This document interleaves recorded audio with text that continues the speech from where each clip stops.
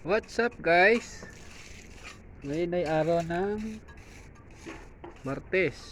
Yan, nandito tayo uli sa ating kumana. Ito ang ating update ngayon today. Ito, nag-grass cutter ako dito. Kaya nga lang, yung aking grass cutter napagod. Biglang ayaw nang umandar. Nagsawa na ako kababatak. Siguro marami yung karburador. Babaklasin ko na lang siya bukas. Bukas ko na lang itutuloy ito. At naisip ko sanang i-grass cutter na yung lugar na yan para maayayos ko na yung bakod at makapagtanim na ako ng dragon fruit doon sa mga posting semento. Tapos yung mga mulberry na nandoon sa lugar na yon ay bala kong ilipat na lang dito din. Iaano ko na lang din sa gilid ng bakod. Bibigyan ko na lang sila ng pagitan. Kasi nga baka doon sa lugar na yun mag-aalaga tayo ng baboy na native.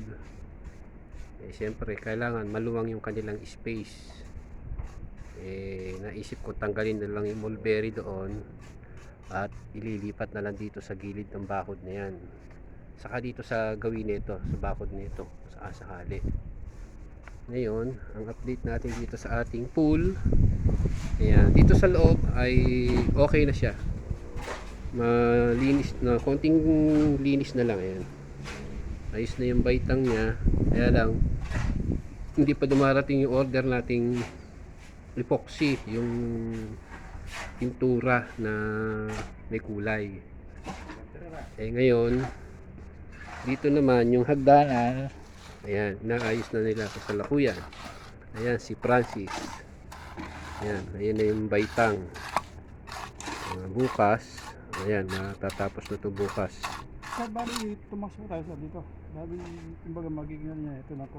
Para ganun din naman po kasi. Oo, Para sige, alang kasyo. kasi po, yung punguno kasi doon, kahit di na po magkapantay.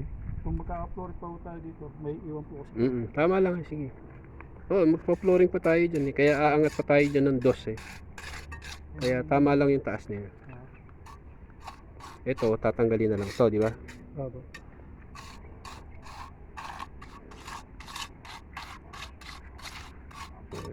Para bukas kikinisin na lang. Ayan. Ha? Oo, kaya lang hindi pa nakakabit yung inverter niya. At igagawa pa sila ng bahay doon sa may poso na yun Oo, pinauuna ko muna dito. Pagka nangyari dito, saka pa lang sila magbabakod.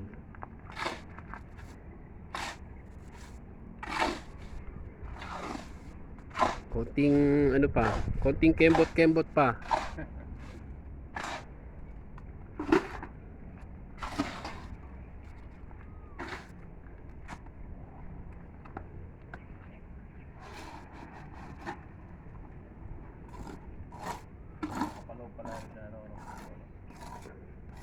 Ayan, bali hindi pumasok yung ating welder at siguro nanakit ang katawan, kaya bukas na lang siya pupasok.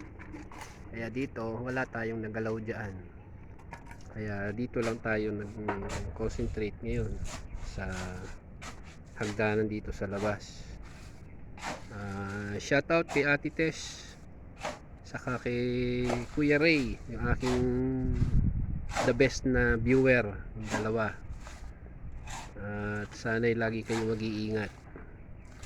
Malapit na Ate Tess to. Malapit na tayong maligo. Gawa na tong ating paliguan. Konting kembot-kembot na lang. Baka dito tayo magsuswimming. Ayan. Ayun, doon ikakabit yung surface pump. Konektado dito sa ating solar panel para wala na tayong babayarang kuryente. Yan. Baka Webes, sa linggo, itong linggong to, kakabit natin yung surface pump dyan. Lilinisin na natin to at tutubigan. Titingnan natin kung magli-leak or mabilis magbawas ng tubig. Pupunuin natin to sa linggo at lilinisin natin, tapos pupunuin natin. Ayan yung kanyang drain. Hindi ko na siya nilagyan ng overflow na drain. Kumbaga, bahala na. Pag napuno na lang, hihinto na yung motor. Pag kinulang na tubig, buksan na lang uli yung motor. Yan na lang gagawin natin dyan. Yan, medyo malalim din to. Sa mga batang edad 4, 5, 6 ay lubog dito. Kaya babantayan na lang natin yung ating mga chikiting kung sakaling may pagkakataon na mag-swimming dito. So, yun lang muna ang kaganapan natin dito sa ating Tumana Farm. Sa mga bago nga po sa ating